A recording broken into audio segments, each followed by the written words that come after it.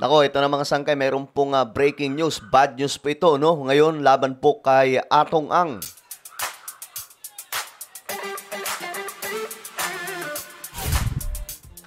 Yo guys, what's up? This is me. I'm back for another vlog today. Kamusta po kayo mga kababayan? Ito pag-usapan po natin ngayon mga sangkay, itong mga revelasyon. No? Mayroon pong bagong update regarding po dito sa mga nawawalang sabungero. At tungkol po dito kay Atong Ang, mga sangkay. Anyway, bago tayo mag-umpisa, paki-subscribe po muna yung ating YouTube channel. Tayo po ay 1.34 million subscribers na. Kaya naman kung hindi ka po nakakapag-subscribe, makikita nyo po yung subscribe button sa baba ng video na to. I-click nyo lamang po yung subscribe, i-click ang bell, at i-click nyo po yung all. Sa mga nanonood po sa Facebook, i-follow nyo po yung ating Facebook page. Alright?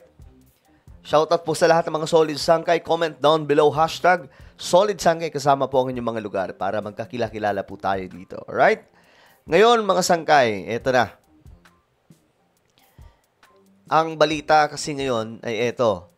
Sinampahan na po, finally, no? Sinampahan na raw po mga sangkay ng ito, kasong murder at serious illegal detention sa Department of Justice o DOJ ang negosyanteng si Atong Ang, kaugnay ng mga nawawalang sabungero.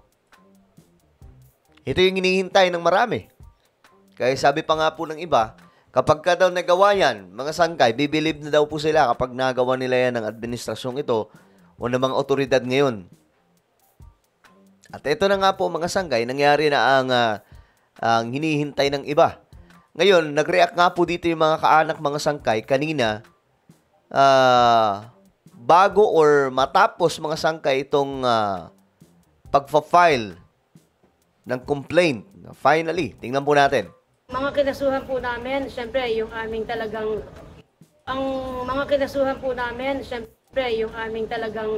matagal nang hinala si Mr. Atong Ang, kasama sila Eric De La Rosa, RJ Mejia, at saka yung mga pulis, si Atty. Caroline Cruz. Ito yung mga kasama po dun sa aming mga complaint. Ayan, mga sangkay, no? Yan yung mga pinangalanan. Ano-ano po yung reklamong inihain po ninyo? Multiple murder po at saka Grabe. serious illegal detention. Ano po ang gusto ninyong gawin ngayon ng DOJ dito? Ito po yung mga isa sa kaanak mga sangkay na mga nawawala, no? ng mga sabungero. Ang hiling namin sa kanila ay talagang masusing pag-aralan, imbestigahan para talagang magkaroon ng probable cause at para sa gayon magkaroon ng basis para ma-issue na po sila ng warrant of arrest sa lalong madaling panahon. Ayun. Ako, mga sangkay, expected na rin po yun na maglalabas ng warrant anytime, mga sangkay. Pero, isipin nyo sa panahon po ni PBBM, ito na lang. Masasabi po talaga natin na wala pong sinasanto. Kasi hindi po yan basta-basta. Kahit nga po yung bilyar Diba? Tapos eto, Atong Ang. Matindi kung sa pera lang, mapera yan mga sangkay. Diba? Bilyonaryo.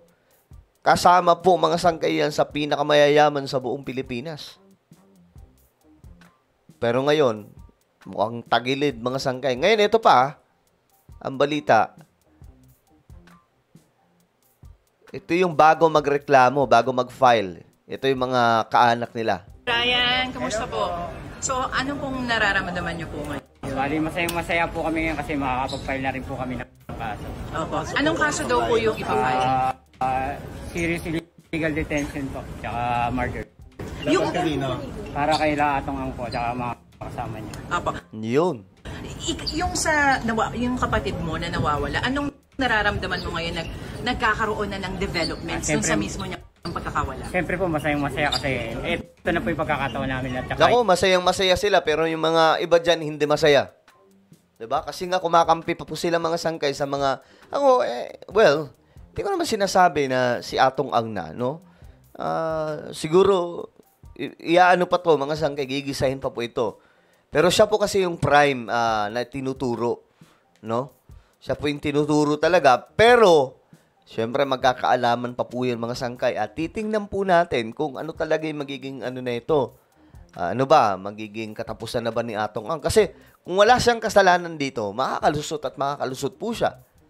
Pero kung mayroon siyang kasalanan dito at may mga lalabas na mas marami pang testigo, yari na. Alam nyo na ang saan ang patungo na ito.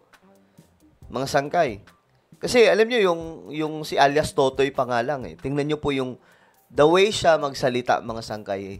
Makikita nyo na wala talagang halos walang takot, mga sangkay, at saka diretso eh. Alam mong hindi, kumbaga, masasabi mong parang walang pagsisinungaling sa taong ito. Ito, tingnan po natin. Hinihintay matagal na po, 4 years na. Sir, paulit lang po, ano po yung ipafile ninyo? Grabe, no? 4 years? Ewan ko anong ginawa noon. Mapapaisip ka na lang talaga, no? Ito, may mga nag-comment dito. Try natin basahin yung mga komento nila.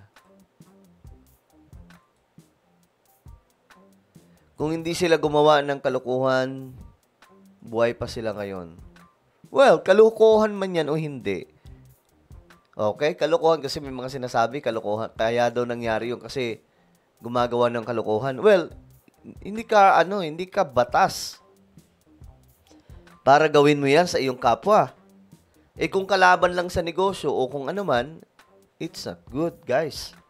Ha? Yan po, halatang kumakampi to sa mga kung sino mga may sala. 'Di ba? Ganyan dapat lahat ng manunungkulan, walang sasantuhin sa ngalan ng katarungan. Mabuhay ka, Chief Justice Boying Rimulya. Well, totoo din naman mga sangkay, wala pong sinasanto ngayon sila PBBM eh. Magulat ka na nga lang. Sabi nila, ano daw yan mga sangkay?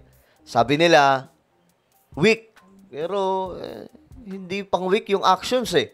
'Di ba? Pang pang mga matitikas eh. Well, sana makamit ninyo ang hustisya ng mga kaanak nyo. Good luck.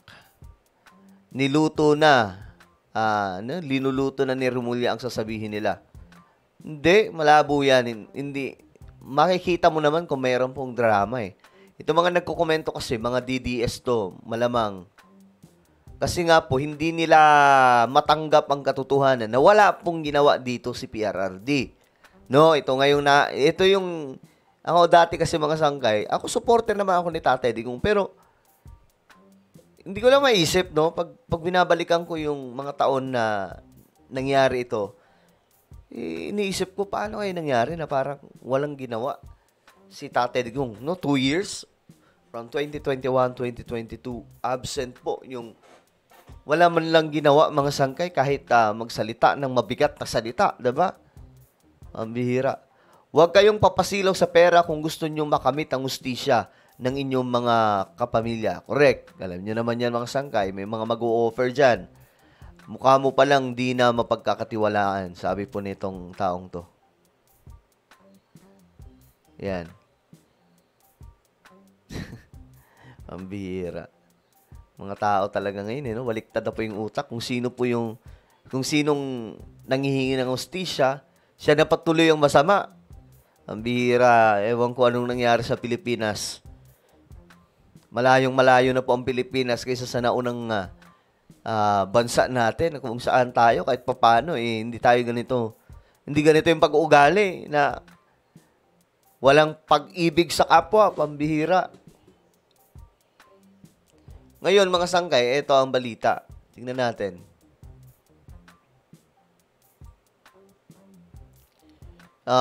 Sabi dito, isa sa mga kaanak ng nawawalang sabungero ang nagsampa laban kay Ang at iba pang akusado. Kasama ni Ryan Bautista, kapatid ng missing sabungero na si Michael, ang mga opisyal ng CIDG na nagpunta sa DOJ para magsampa. Si ang itinuturong mastermind ng whistleblower na si Julie Patidongang kaugnay sa mga nawawalang sabungero. Pero guys, nasa tingin nyo? Mabibigyan kaya ito ng justice? At ano, kayo ba ay naniniwala na talagang si Atong ang nasa likod na ito?